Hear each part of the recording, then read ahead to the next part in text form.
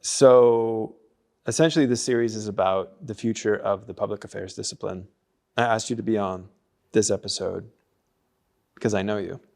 And I know you have thoughts on this and we've talked about it. So even though we probably don't think that we at Bump are a classic public affairs agency, we don't think that, we know that. We're positioned to be everything but that. We still do care about the discipline. And I think I speak for both of us when I say that it's been an interesting thought exercise to see how that discipline will change. You agree?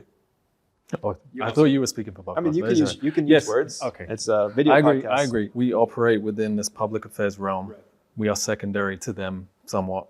Right. Secondary, but not less than. Right. It's just interesting to see what's going to change because it will have impacts, right? And we kind of have been debating, or like, I don't know, we haven't had a really good debate about it. So maybe we're going to do that. I don't know, maybe we will. Do you have like a real like red thread you want to pick up, or can I say something? Yeah. Do you want to establish the red thread, and we'll just start? I don't know if it's a red thread, but one thing I find really interesting so far is that a lot of the discomfort around it, and maybe the complacency to an extent in Brussels. I feel like this is the first time that someone has come for, and I'm going to call us all of this, like the words people. Mm-hmm. And that's where a lot of the discomfort comes from, because I think the words people, more so than the technical people, the many technical people, photographers, builders, whatever you want to call them, associated what they did with their words with like thinking itself. Like this is thinking, like I think, therefore I am. And that makes everyone really uncomfortable because it's like, damn, they've come for thinking. Technology has come for thinking now. And I find it quite interesting, the different reactions to that. Some people like Aaron take it optimistically. Some people are like, don't know what to do, doomsayers. So Aaron McLoughlin, we didn't say his full name, but that's who it was. Watch the episode because it's surely better than what this will be, and it will air it first, right? No offense. But he probably wouldn't say that the thinking is being outsourced, right? Or that they're coming for thinking because of what he thinks of thinking. His thinking is just really nuanced and layered and built over time. Yes. So with him, we believe it, right? But that's in total agreement with what I'm saying. Right, but does everybody understand the true nature of their thinking, right? Or is actually the true nature of their thinking is that it's not thinking, that it actually was just repeatable processes with words as outputs? And was there that much thinking that they were doing the whole time, or did they just think they were thinking? Yeah, I mean, yeah. How abstract do we want to go? Yeah. I mean, just to drop this reference in, maybe it'll give you inspiration for like where we take this conversation. Yeah. But I watched a video recently of Steve Jobs in 1983, I want to say, Aspen, at a conference, talking to the audience about computers. They obviously didn't know much about computers, and he was telling them the very fundamental basics of like the ones and zeros. And he kind of foresaw LLMs in that he was basically trying to tell them the only people who can work with computers at the moment are technicians who understand them and understand how to talk to the computer. But he said, we will reach a point whereby, because he was like, right now you need to know how to configure the ones and zeros to get like a square to appear on the screen. But we're progressing so fast that we'll reach a point when you can just speak in plain English to the computer and be like, go get me some flowers. I think that's the phrase he uses. And he was like, we'll reach, and he was like, so we're kind of going up the abstraction ladder. And I think we may have reached the point or be reaching the point where, yeah, now you can really just say things like that, write me an opinion on the omnibus. And it's now one of the things that happens under the hood. Whereas before he tries to explain it like billions of little operations that you didn't really understand happen under the hood, a technician would understand. And now maybe the writing can happen under the hood. And the actual thinking is like the judgment, the taste, the kind of reading the room, knowing when, the timing. So it begs the question, the percentage of tasks for which one needed to actually do the thinking in order to get to the words-based output versus, not that, right? So like, for example, to write the speech, to write the briefing points, to write the position paper, all of those things, would have required thinking to a degree. I mean, we would have called it thinking, but it actually would have been process. It would have been coordination. Yeah. Coordination is not thinking. But I just mean like, I'm back to this, were we ever really thinking? And did it ever really require like most of the stuff that we have to do is not winning the file, right? So if you're Aaron McLoughlin, he's going to be referenced a lot in this since he was literally just here. You have an Aaron to win the file. Yeah. You didn't call Aaron if you didn't want to win, right? Yeah. It only gets to him when it's really crunchy and, okay, you're the only guy who can figure this out. I'm calling you. But there's so many reasons that you have a consultant or that you're, in an agency or you're head of the office for a company that are not just winning, right? It's a lot of process things, protocol things. The CEO's coming in and you have to do briefing packs and with binders full of 3 rings and whatever, all that kind of stuff, isn't it not kind of just laid bare how basic an exercise that was? So that's why I think we might see like a redefinition. It sounds kind of insane at the moment, but if you look back through history, I don't think it really is. You might see just like a redefinition of what intelligence is to an extent. So if you look back, we've all had a moment probably from like our parents or grandparents where because we're part of this modern generation or a more modern generation, couldn't do some tasks that they could do. Like for journalists, an easy one would be like shorthand.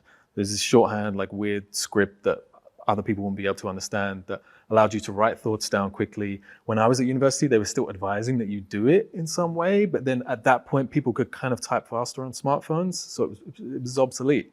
But I'm sure there would be journalists that said things like, well, if you can't do shorthand, you're not a real journalist. If you drive an automatic car, you're not really driving. You don't really know how to drive, stuff like that. And we could reach a point, it sounds kind of crazy, when someone says like, well, you're a good writer, like congrats to you. Like that's not really a useful skill anymore. Like, but we would say to our children maybe, oh, you don't know how to synthesize ideas in writing and like write up a report or press release. You're not really a thing. I think you're going to blow people's minds if you go too far in it. Even 1 year into the future. Well, I mean, maybe that's already, but just like, I agree with you that definitely our children are going to have a different view of what thinking is, no doubt. But I know that the people who are watching this, I love them to bits. You're all great, but you really would like to know what's happening this year instead of the 10. So like, but I agree with Aaron. Like I'm optimistic, kind of like him, and I think I don't have the answers because I don't think we've ever really had the full answer. So if you looked at things, I think 2 really recent good examples could be like photography. When you think of something like Instagram, right, which was supposedly going to kill photographers, and photographers hated it because now everyone thinks they're a photographer and they can kind of pass off as it to some extent. And like something like Canva, graphic designers maybe still hate Canva. But actually what it did was Instagram ended up showing you that photographers have an eye that basically no one else has, like a very small percentage of people have. And it gave them a platform to like share their work, loads of new opportunities with brands and personal things and whatever. Canva as well, I think, has taken away a lot of the low-level work that graphic designers don't really want to do, and people just can now handle themselves. And it's opened up other opportunities for them to do the things they really want to do. So I think I can't predict what opportunities there will be for, let's say, like words people, but I would imagine there'd be many. Kind of, Aaron maybe alluded to some of the things about like training senior staff to like present things properly and appear on camera, or spokespeople. I think words people do have transferable skills. I'm just labeling everyone in this EU bubble words people, but they have transferable skills, so they shouldn't necessarily be worried. I think in the next year, people do need to be thinking about what things AI makes scarce, which could be like, okay, we've spoken before about how events will become more important. I think people will see that now with AI, maybe like things like charisma, in-person events, in-person kind of touch points will be more important. So what else will it make scarce? If it's human connection that it makes scarce, yeah, what other things? I don't know, I'm just throwing this out there. But so human connection, I mean, I think just going back to the democratization, right? So if Canva or other stuff has democratized something so that anyone can do it, that from a business perspective loses some value. And because then, certainly because of the existence of Canva, there is less graphic design work being paid for. But maybe, I mean, I genuinely don't have the figures here, but maybe there is more high value graphic design work and more money being fed in that direction. Okay, so we're gonna segue from graphic design Canva to high value work to cutting to a clip right now where Aaron is going to talk to you about his prediction of how a head of office is going to have to slash their internal headcount and their external spend. And it's going to shock you. So we're going to go to the clip right now. I think you could probably cut the headcount by 50%. Cut the headcount by 50%. Okay, you went pretty bold there. So at the current rate of progress, do you need to go to internal trade association meetings? No. Right. Do you need to do meeting summaries? No. Do you need to do reports? No. So a lot of this, which takes up time, can be compressed. Yeah, yeah. And so you're cutting headcount by 50%. You're cutting your external spend, or maybe you're not cutting. Maybe you're increasing your external spend. No, I think you'll probably cut it as well. Okay, right. Yeah. Can you put a percentage on that? I mean, it's kind of hard to Probably say. 30%. Yeah. But look, these things are already happening. Yeah. So what did we hear him say? You're going to cut your headcount by, did you hear that? Yeah, 50%. 50%. Right? 50%. So you were just like, yeah, the future of intelligence. Okay, nobody cares because they heard that half of their office is going to go up in smoke. What do you have to say about that? The one thing I would say that maybe Aaron's not considered, I'm sure he has considered it because he's a smart guy, but maybe he didn't mention it in that conversation, is, okay, you've got a kind of more senior heavy, let's say, PA shop. Yeah. How are you going to train them? I assume, who knows if he's bionic, will retire at some point. How are you going to train his replacement? So we're going to need to get our heads around as a society. If we're no longer going to have an army of juniors who will at some point replace us or replace senior people in other capacities, how do we get them to that point? So we maybe, I don't know, this all sounds kind of pie in the sky crazy stuff, but maybe we hire people not because the stuff they're doing is super useful to them, but to just literally be observers in the room who get the experience to eventually replace us as other senior people. So you're assuming that there will be a long-term plan that goes beyond I this think year? at a certain point there will have to be it may not happen instantly, and there may be a crash before there is a kind of, what are we doing here? Where does this lead us? Kind of maybe like we're seeing with like fertility rates at the moment. Right. Like we didn't really think about it, and now it's like, oh, someone needs to look after all these older people. Okay. How are we going to replace senior people? How do you, because normally the way Aaron, I assume, got his good taste and judgment and experience was like layers and layers of the work. He wrote that post on mastery, which is all about that. Right. Just kind of doing the work. But now we can skip all that because we can just put his brain in a machine. And he said that he's open to it, right? So basically, you have this kind of like rosy version of the immediate future where people are going to want to, it's almost like you're taking responsible for populating the future of the public affairs race or something. Yes. Like, we need to make sure everything is fine. And I don't think anyone cares as much as you but to do that. All right, my point though, which is entirely not defensible, is that we may reach a point where it's another type of AI bot, let's say, that is imbued with like great taste and judgment, judges the output of the AI bot that did the grunt work, right? And the one human above them is tech overlord. We may reach that point, but I do still think that would open up other avenues that as of yet may not be visible for the people who sat in those. Just to clarify for our audience is that Habib is never content with what's happening right now. He has to go big picture, and he has to Yuval Noah Harari. Okay, I will give in. I will give in. Just this town does not care about 10 years down the road. So what's happening right now, from what the conversations I've had, the way people are using AI at firms and in-house is that they're using it in kind of odds and sods, like they're not using it systematically, right? So I think they could get a shock from above when head office in whatever country tells them they need to start using it in a certain way. And that has happened for a few, but not many that I've spoken to. So I think people probably will see headcounts reduced in the next year and not necessarily be prepared or ready for how that happens. But I still think those people who are then left are not necessarily prepared or trained for what comes next, and they will need to be. Well, it seems that there may be like professionally an AI problem that you are faced with, like as you work somewhere and then some AI becomes a problem for you because it threatens your existence. It does not mean that the answer to your AI problem is an AI answer, right? It may be the opposite, right? And I feel like we're kind of drifting towards this idea, well, if everybody learns how to use Claude, your job will be fine. That's not how, it's not an equation that's equal on all sides or something. It's that this is a force that is entering into your world, just like geopolitics, just like an economic downturn or something. This is a thing that is happening to you, and you can be aware of it, and you may have the illusion that you can, embrace it as a challenge, like in a one-for-one basis. It's this thing, so I'll learn how to use it. But the fact is that it's a bit more complex. I mean, maybe it's not that complex. It's just like, yeah, they're going to cut costs, and you're going to have to figure out what your value is and go all in on that. The conversations that you're having, because you're a man about town, what are, do you feel, and I also don't want to be that, we're not here to fearmonger. We're here to just like have a cool conversation and just wonder about stuff. Like, how do you see people preparing? Are they preparing in an AI, I'm going to be the AI person? Or are they preparing to say, I could never be touched, I'm totally safe. My company is not asking me to do anything, so I'm just going to wait until they do. What is the stance that they're in right now? Like, what are they going to do It seems about there's a lot of heads in sands, right? Right, heads in sand. That's a popular one.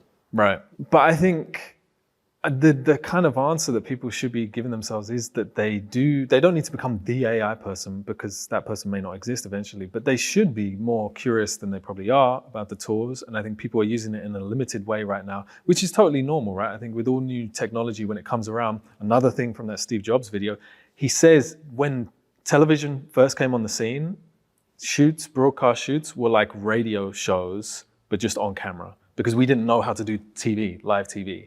And he's like, that's what we're living with computers right now. People don't know it, so they're kind of treating it like previous technology. So I think we need to, as a human race, figure that out and how we kind of incorporate it into our lives. But people should be tinkering. That's a word we use a lot at Bump. If anything, just to get to know the technology, but then also to start trying to get their head around, okay, where does this place me and my organization and everything that's happening? So tinkering is one thing, but I feel like the answer has been like, go do a workshop, which you should. But you just shouldn't expect that that's going to solve your professional problem for you, right? That's why this podcast series is specifically not about how to use AI tools, but about the effects that AI will have on your professional life and the agency and client landscape. How well or not well are agencies going to do in the who's going to win or lose? And the answer can't be, just so you know, whoever has the best AI tool. Like, let someone else talk about that. Let's not do that. What are these agencies optimizing for? Are they getting paid more or less by their clients? And then who's really screwed? It's difficult to say. I think a couple different scenarios. We could see a consolidation of the market by the people who just, like the first adapters, the first adopters. And by that, I don't mean the people who just use the AI the most. It's the people who integrate it into whatever they're doing, who manage to find the new scarcity, like we said, whether it's like in-person stuff. I'm talking from a comms perspective, but could easily be PA as well, whether it's, what is the scarcity? If reports and things like that and position papers are now easily kind of writable with AI, how do you add value? I think it's probably the people who build systems, who think in systems and stuff, in the sense that like, who runs the best businesses in town now, like, and why? You could probably think it's based on their systems, it's based on their work culture, things like that. So I would assume that with AI, it would be the same, like who creates the best system around it. But you have to kind of think as well, it's whoever has those top end skills that are really desirable in the PA world and does the best at automating everything that is not that, which sounds easy. And I think people are assuming it will be maybe easy to do with AI and happen really quickly. But I do think that takes a lot of kind of coordination. So the agency of the future is the value proposition changes to system builder, genuine expert in something specific, people, right? A human thing that others can't do. Something that actually, it sounds like I'm teeing up for Bump to be awesome, because we only do like one of these things. But instead of like job title before being like analyst, intelligence person who's open intelligence gatherer, which is what they do, just taking in inputs and then synthesizing them and sending them on. That seems like that's done. So the analyst profile is there, but it used to be, it's way more like, needs to be way more results oriented now than before. It's like, here's a bunch of information. Thanks, I already have it, right? Let me interpret it. Well, you have to interpret it in a very crunchy way that's going to lead me to do something with it, or else, why are we doing that, right? So you're going from the analyst role to a systems builder, a people person. The overall USP of a public affairs person will need to shift from something that is just very words and process focused, because words and process are cheap. And we've actually condensed them into a machine so that we can see everything that was behind there. Words and process will no longer pass as thinking, right? So thinking needs to stand on its own. It has to be really good and robust. One final thing that we haven't mentioned, actually, sorry. I think we haven't mentioned the word risk. So I've seen a few things about this. Nobody's really talking about it in the bubble, but outside of the bubble, especially West Coast US, people are talking about one of the problems with AI at the moment is that the people who are using it aren't taking enough risks. And what they mean by that is that AI is the great kind of aggregator, right? And it gives you the average answer of everything. So you're getting that, which is why some people hate it, why Brussels might love it. But actually, the way to use AI is to take way more risks with how you prompt it, what you do with it. And that's where it could start to become really useful. And so I think I would add to the list of things that you said, the agency of the future, maybe it's also the one that takes the risk, because otherwise you're just not going to stand out, because everyone has access to the same tech, more or less. Everyone has the same knowledge. Everyone has the same intelligence, if we're defining that kind of how we defined it. So what makes you different? Maybe it's your risk appetite and curiosity on top of that. You mean they have to do differentiation now? I'm not sure they like that. I know that all agencies love to take risks. They'll be fine. Speaking from experience. All right, good episode. Thanks for coming in. I'm not going to shake your hand because we work together, and it's totally normal that we would end the episode like this, and we're not going to leave.